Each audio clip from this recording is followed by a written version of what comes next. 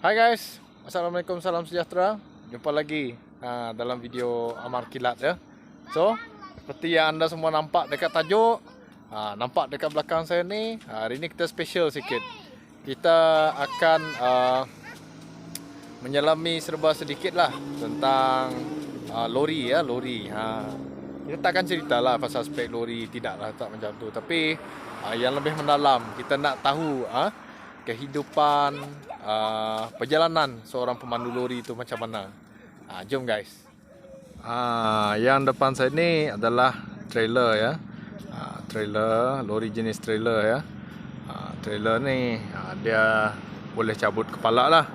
Ya, boleh cabut kepala, maksudnya dia ada komponen badan dia, iaitu kepala dan ekor ya. Kepala dan ekor. Okey. Untuk bahagian kepala, ni bahagian kepala dia. Ada tak yang tengok video ni ahli keluarga dia bekerja sebagai pemandu lori ke, kelinan lori ke, tak kisah ya, boleh komen ya. Okey, ini adalah bahagian kepala lori. Ini kita boleh di bahagian belakang ni pula. Okey, bahagian belakang ni low back ya. Kenapa low back? Low back ni khas untuk membawa kenderaan. Ya, khas untuk membawa kenderaan. Kenapa? Sebab kalau kita letak dalam kontainer kurang sesuai. Lebih-lebih lagi untuk pemeriksaan pihak-pihak berkuasa ya. Dan ini adalah kegunaan low back. Dan kalau kita bawa contoh lori, jadi lori itu taklah tinggi sangat ya. Kadang-kadang ada lori yang lebih tinggi daripada kepala trailer kita ya, yang tu boleh membahayakan. Contoh, kita dapat tengok kabel-kabel yang dekat sini ni. Kalau terkena dekat lori, habis, boleh membahayakan orang lain. Jadi inilah fungsi low back ya. Okay, low back. Selain daripada low back, kita ada rigid ya, iaitu lori kotak, kontainer ataupun jenis iceboat. Dan banyak lagi yang saya tak dapat ceritakan dekat sini. Okey, jom kita balik ke kepala lori. Okey. Biasanya hanya ada pemandu dan pekerja, iaitu kelindan lori ya. Okey. Hai. Okey, penonton semua, jom kita sama-sama naik ke dalam lori ni. Saya nak penonton semua merasa bagaimana suasana di dalam lori ya. Okey, jom. Okey. Tengok tinggi kan? Jadi cara naik dia, kaki kita dekat sini, tangan dekat sini. Okey. Kita boleh nampak panel-panel meter ya. Ini RPM, ini meter laju, ini minyak ya, minyak. Yang ni meter suhu. Yang ni angin. Ya. Angin depan, angin belakang dia. Angin. Okey. Oleh kerana lori menggunakan sistem brake dan clutch angin, jadi ini adalah kuantiti angin. Kalau kita nak jalan, pastikan kuantiti angin ini adalah mencukupi ya. Kalau tidak, boleh jadi kegagalan fungsi pada lori kita ya. Okey. Untuk ni pula, kita ada panel untuk penyaman udara ya. Penyaman udara ya. Okey, kita ada panel untuk penyaman udara. Oh, ada radio juga guys. Okey. Ni tombol gear. Yang ni handbrake. Yang ni pun handbrake ekor ya. Handbrake ekor kita tadi, iaitu low back kita tadi. Tak kisahlah jenis apa, kita punya ekor. Okey. Jom kita tutup pintu ni. Okey. Okey, macam ni lah kita kalau kita di dalam lori ya. Okey, pertama sekali, ni kita kena awas benda ni sebab kita nampak yang di depan. Kita nampak di depan dan juga kita perlu nampak yang di belakang kita ya. Jadi fungsi cermin ni adalah untuk kita tengok tayar kita yang di hujung sekali supaya tak sangkut dekat mana-mana kenderaan ataupun kena mana-mana tepi jalan. Okey. Sebelah sana pula. Tengok. Kita dapat tengok sisi bawah lori. Okey, depan lori, cermin bulat ni untuk depan lori dan ini untuk sebelah kiri lah. Okey, yang ni cermin ni untuk sebelah kiri. Ini dashboard lah, dashboard. Seronok ya guys. Ini pilot seat. Kat sini kita ada armrest, ya, armrest. Di sana tempat duduk untuk kelindan. Kelindan kita. Dan yang tempat Alifa ni adalah tempat tidur lah. Tempat tidur. Yang kerusi tempat kelindan pun boleh lipat ya, boleh lipat ke arah dashboard sini ya.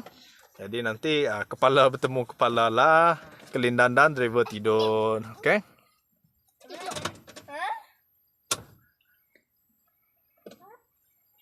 Ya, di sini serbaguna lah. Tempat untuk simpan file. Sini kita ada cool box lah, cool box ya. Kita boleh sejukkan makanan lah dan minuman kita ya. Di sini serbaguna. Boleh memasak juga ya. Boleh memasak. Okey, jom kita turun. Okey, yang ni pemandu lori kita pada hari ini ya. Okey, pemandu lori merangkap bapak saya ya. Okey. Jadi Pak, berapa lama dah berjinak-jinak dalam bidang lori itu? Kalau driver lori ini ya dah berpuluh-puluh tahun dah. Anakku dari kecil start dari diorang dari lahir lah sampai sekarang ni dah diorang pun sampai dah kawin, dah ada anak dia diorang. Cuma aku dulu dah bawa lori, lepas tu aku pindah pergi bidang lain. Aku bawa kren. Sudah itu kerja pergi laut. Sudah itu gara-gara Covid ni balik lagi kerja lori ini. Kerja lori ini memang best lah bagi aku. Bukan apa dia best. Minat. Kita minat terbeling jauh gitu. Ya tak sama macam kita bawa lori tanah. Tidak sama itu. Kita habis kerja balik rumah macam itu. Ini tak.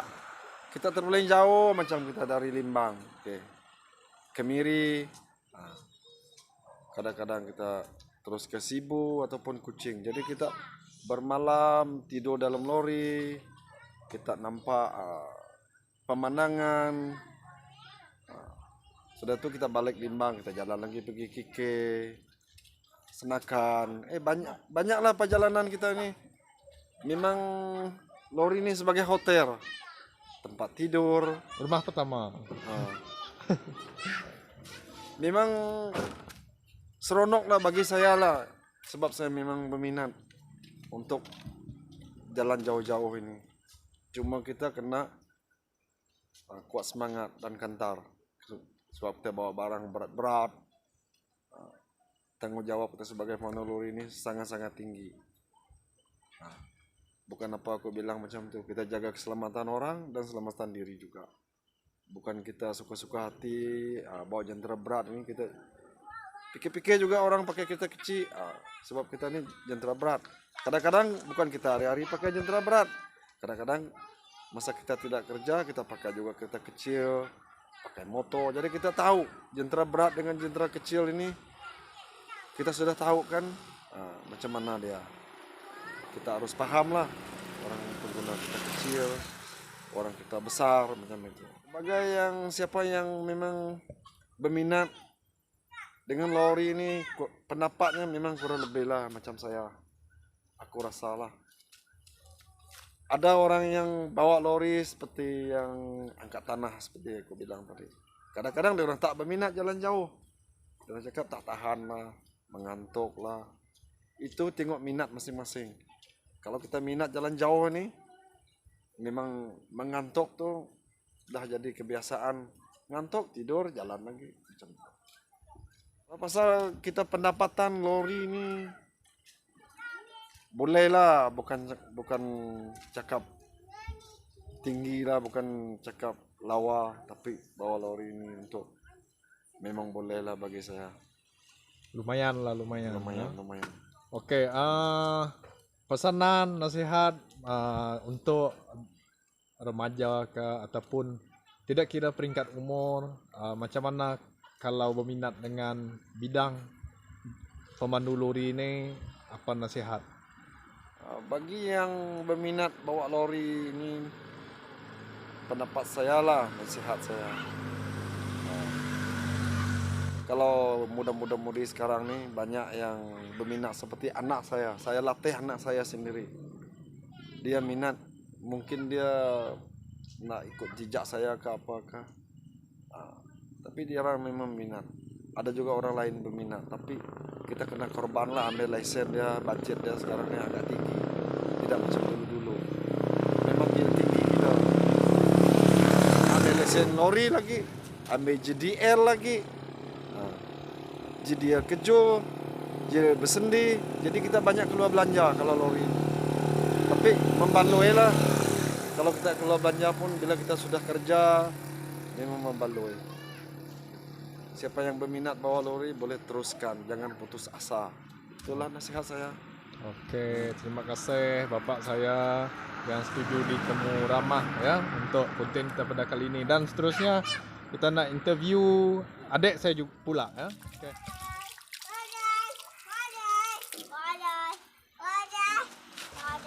Oke, kenalkan yang ni kelindan pada bapak saya. Oke, merangkap adik saya juga. Oke. Dia kita tanya tuan punya badan, sejak bila minat dengan lori ini? Oke, saya berminat dengan lori ini sejak umur saya dalam 15 tahun. 15 Masa tahun. itu saya form 3, lepas itu saya pun tidak habis sekolah. Saya bekerja sebagai kelindan. Tapi tidak lama lah, dalam sebulan lepas itu berhenti. Oke, kenapa tidak memilih bidang lain, contoh restoran, ataupun perhotelan, ataupun pertukangan? Kenapa pilih lori? Itulah sebab minat kita nih berlainan. Jadi saya semenjak saya ikut kelindan, saya pun berminat untuk merasa membawa lori dan untuk menaik taraf saya sendiri untuk jadi driver lori selepas ini. Dari kelindan lah untuk menjadi seorang driver. Apa fungsi sebagai seorang kelindan? Oke, untuk fungsi kelindan ini adalah risiko dia pun lebih kurang tinggi juga lah. Kerja kelindan ini kalau sampai di tempat meloading, kita orang buka, kalau pakai kontena, buka pintu kontena, potong seal macam-macam lah. Kalau bawa kereta begini, ikat dia punya kereta, kasih naik kereta, turun tangga, sebab dia punya tangga manual, bukan yang main tutup punya, dia punya tangga manual, angkat, pergi belakang. Itu tugas kelindan lah. Kalau di dalam lori, tugas kelindan bukan tidur lah, jangan salah paham. Tugas kelindan adalah bercerita dengan driver supaya tidak mengantuk. Itu adalah tugas kelindan. Jadi kalau sampai di destinasi, kami orang akan berurusan lah dengan customer semua. Dan jikalau trailer ini reverse, kami orang akan jaga jalan, stop kereta supaya tidak akan berlaku kemalangan lah. Tidak membahayakan orang lain juga kalau kita jaga jalan. Ya. Oke. Apa nasihat untuk pemandu-pemandu kereta yang lebih kecil, pemandu-pemandu motosikal yang kadang-kala mereka tidak tahu di mana blind spot kereta-kereta berat, jentera berat, kenderaan berat ya, mereka tidak tahu di mana blind spot. Jadi, apakah nasihat Anda kepada pemandu-pemandu kereta yang lebih kecil lah demi keselamatan mereka? Oke, untuk blind spot lori adalah berada di sebelah kiri sini ya, di bawah sini. Kalau motor kecil memang tidak nampak jadi jauhkanlah dari kawasan ini. Kalau sini boleh nampak. Tapi kalau sebelah sana, kalau lori mau masuk kuna, jangan berada di sebelah kiri. Kalau lori masuk sebelah kiri, Elakkan memotong sebelah kiri lah. elakkan memotong dari sebelah kiri lah. Kalau boleh nampak trailer, tolong jauhkan sedikit lah, bahaya. Maksudnya beri laluan. Beri laluan lah. Bagaimana pula kalau di bukit semasa menaik ataupun menurun lah bagi kereta yang kecil ni?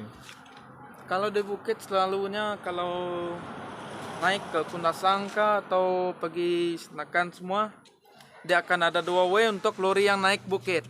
Jadi sebelah untuk lorong kendaraan berat dan sebelah untuk lorong kendaraan yang laju untuk memotong lah. Tapi kalau bukit-bukit lain itu kalau boleh jangan dekat lah, sebab tidak ada lorong memotong, tidak boleh dekat juga, takut lori terpadam dan tergustan ke bawah lah. Oke, maksudnya di Ya. sini pemandu-pemandu kereta kecil kena lebih consider untuk memberi keutamaan kepada lori sebab Ya. untuk keselamatan penumpang kereta kecil juga ya. Okey. Apakah pandangan anda tentang kerja sebagai pemandu lori ini untuk masa hadapan seseorang?